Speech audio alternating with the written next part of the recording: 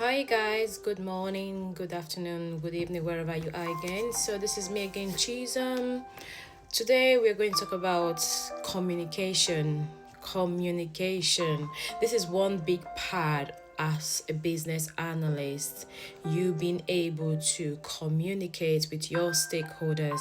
As a business analyst, you are, as I said, the intermediate, like you are the middleman between the business, the technical teams, the security teams, the HR team, the different department that is involved depending on the project you are working on. And in that project you will communicate with these people, with this team.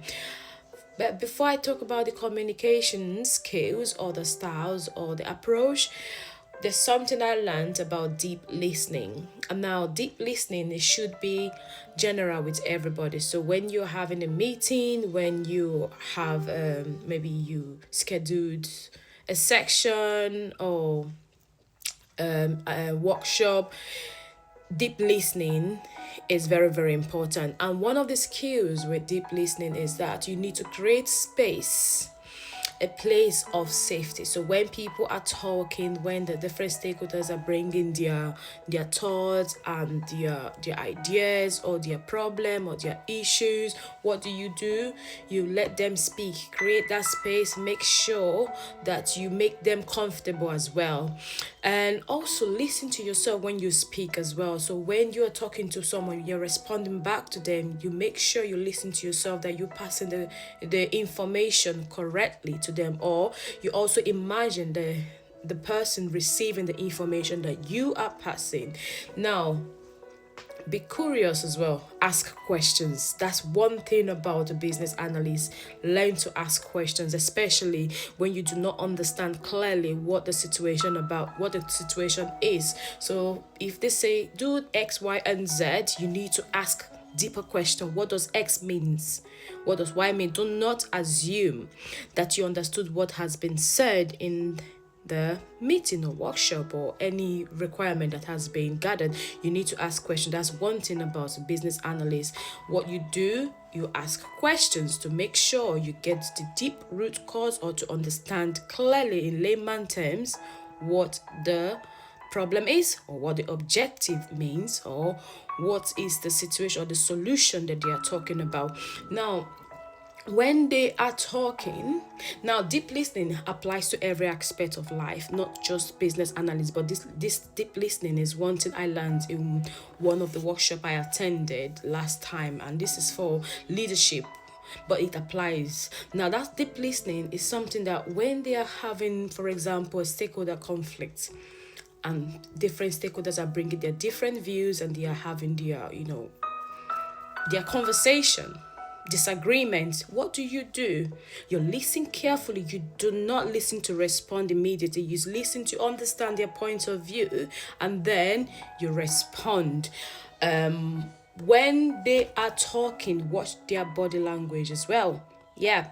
And you also, as a business analyst, you have to have a neutral body language, neutral conversation, neutral response as well, because you're trying to resolve conflicts. So that's stakeholder conflicts or stakeholder management. Communication is one key thing as a business analyst. Now, we know, or the basic thing we know about business analysts is the middleman between the business and the technical team. That's the basic, is it? But there are other things that are involved. Now, active listening, that I said, is something that is very important. Paying attention to details, what the stakeholder is saying. Do not write what they don't say, what they didn't say. Do not assume. Pay attention to details. Now, it's very, very important to use business language than technical jargons. We are discussing with the business team. You don't say things like, oh, the API is going to do this. What is API to them? These are business. These are the business people. These are technical teams. You don't use technical jargons. You get, or the HTTP. These are technical jargons. You have to use the business language for them to understand. I'm going to bring a scenario, and then we'll have to break that down for you to understand clearly. Like I said, ask questions, but then don't ask stupid questions. Ask the right question. Now that's one thing. Ask the right question, then validate your requirement because it's part of the communication. So when you've asked the right question, you've gathered your requirement, what do? You write down what you've understood and you validate. How do you validate? You can have a workshop, you tell them, oh, as per our last meeting, this is X, Y, and Z you said. Just want to confirm and validate with you that this is this that I have written. You share your screen. This that I have written, this is what you've said. Is that true? Is that false? Does it tally? Does it meet your requirement? Does it meet what you've said? Or you can also validate your requirement by email after you've gathered the requirement that they've said, putting it in the different styles, functional requirement, the non-functional requirement, user stories, use case in different styles that they do understand. You share that as well to the different stakeholders via emails, and then you tell them that this particular email is a validation process. You want to validate with them that what they've said and what you understand are the same thing. You understand? And that's one thing of requirement validation. And then after you've done that, you manage expectation. Is also part of communication. You manage your expectation. Now, ways of the different styles or examples of communication. Like I said, you have your workshop, you can do one-to-one, you can have meetings. Emails is one good way of doing that. Emails and report. And also, form of communication is not just by speaking. Like I said, you can do your user stories, you can have your functional requirement, non-functional requirement of table style. You can have process flow, you can have use case scenarios. You have different ways you communicate, and these are the key thing that business analysts do as well. You do not just communicate by words of mouth or by typing emails. You communicate by visuals as well. You do your process flow, process map, your different diagrams, swim lane. These are different ways you communicate. And before you communicate, and at the start of a project, you need to confirm from each stakeholder, especially the key stakeholders, how they would want their communication style to be with you. You get, because there are some stakeholders that we prefer visual, diagrams, process flow, and the rest for it to make sense. Yes, so you know that this stakeholder does that, especially the key stakeholders. And when I mean by key stakeholders, they are the people that are paramount to your project. Without them or without their presence, you can't really make the right decision. You can't really move forward. These are the key stakeholders. And then you do that. Yep. If there are any other thing that I've missed out, you let me know from my notes. This is one thing I have jotted down, and because the time is running, I'll have to make another video with scenarios and talk about how you communicate.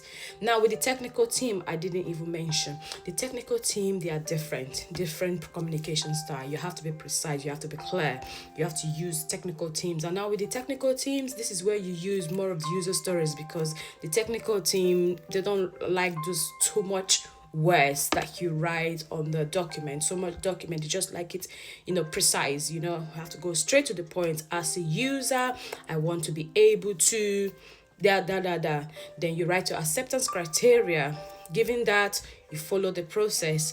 Now, sometimes you don't have to follow it like that, dicto, like depending on your technical team, you just have to be precise. You provide a context as well, the reason behind it. That's what they call it. There's a word they call it, justification to that. So why do you need that? Why do they need this? Blah blah blah.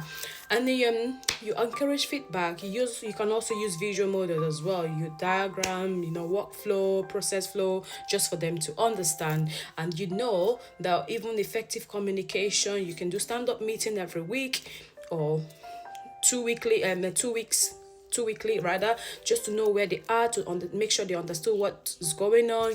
You can also track it. You can track it using Jira. You can use Confluence. And technical workshop, discuss the feasibility, because the technical team will tell you, no, this is not possible, or yes, this is possible, or how can we make this possible. They bring different ideas to say, this is one way we can do to make this possible compared to the user stories and acceptance criteria. You are not allowed to solutionize your requirements as a business analyst. Yes, except you are told to do that, except you're part of the solution team. Anyway, that's me for now. Thank you very much.